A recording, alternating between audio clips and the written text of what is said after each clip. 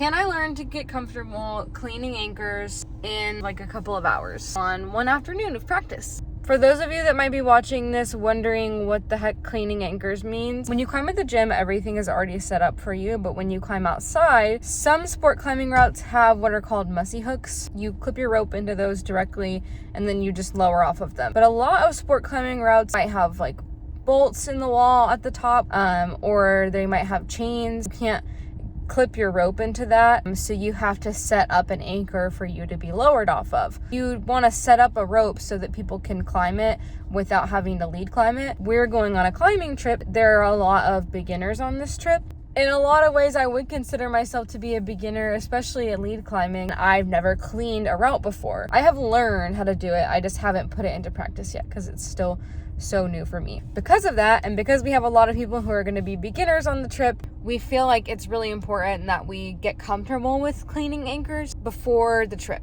We're at our local crag, Arkansas Rock Climbing Guides, which is the company that we took our lead climbing class from. We were able to set up some practice anchors, which are like sort of off the ground, so you can stand from the ground or you can actually like hang off of them to simulate what it would be like to actually like clean. Today we're going to be locating those practice anchors because we have not found them in the 3 times that we've been out here so far. And then we're going to practice on them. And then we might, if we have time, go and find an easy route to actually put it into practice so that we can feel ready for our trip that's coming up. So we'll see how it goes.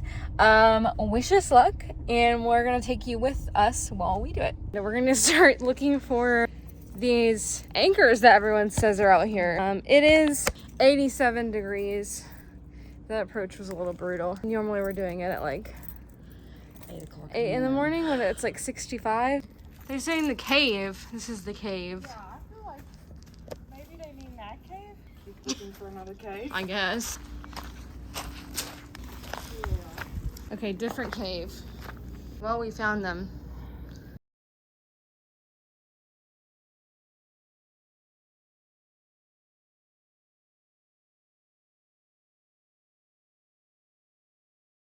I forgot my daisy chain, and all I have is my Dyneema sling. This was what I was gonna use originally. That's what I had to use. So Yeah, it'll be good practice. It would be good for me to not just use the daisy chain when I'm first getting started and have redundancy. Well, I mean, it holds me. That's safe. I mean, you're completely off the ground. We're both gonna tie ourselves in and practice leaning.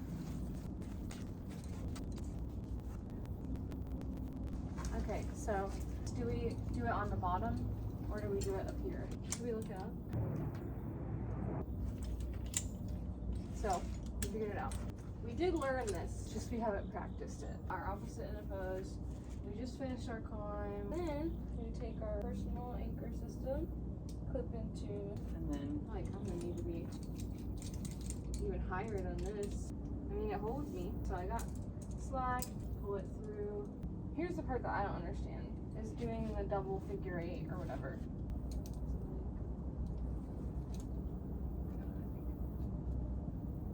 Figure 8 on a bite. Actually, I probably would need an extra locking carabiner for my system. That's why we're doing this. I actually have some at home, but you've made this, you clip this in. You're gonna undo your figure 8 now. But I do think I clearly have an understanding of it. I would be panicking if I was doing it up in there for the first time. And then I would have realized I didn't have enough carabiners. So I thought this whole time that I only needed 2. Morgan just finished her really hard 510 project. She's about to clip in the anchors.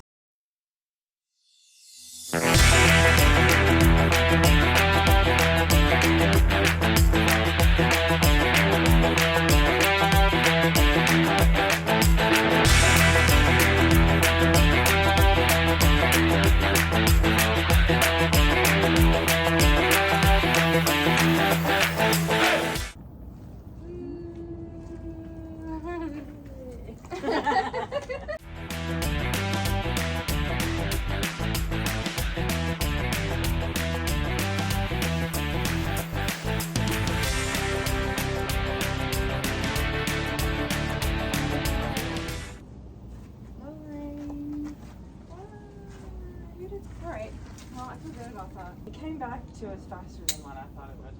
It's so hot out here. I'm very hesitant to do anything. I brought everything with me. It's so hot. It's so hot.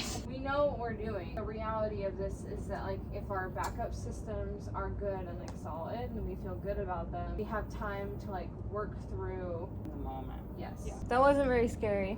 Hopefully it was interesting. We will eventually actually do it on an actual climb when we're 30, 40, 50 feet up in there. So we just came across that big ass snake down there. That big old guy. Can't get to zoom in. That guy. He was wiggling all around our path. He was right in the middle of our path.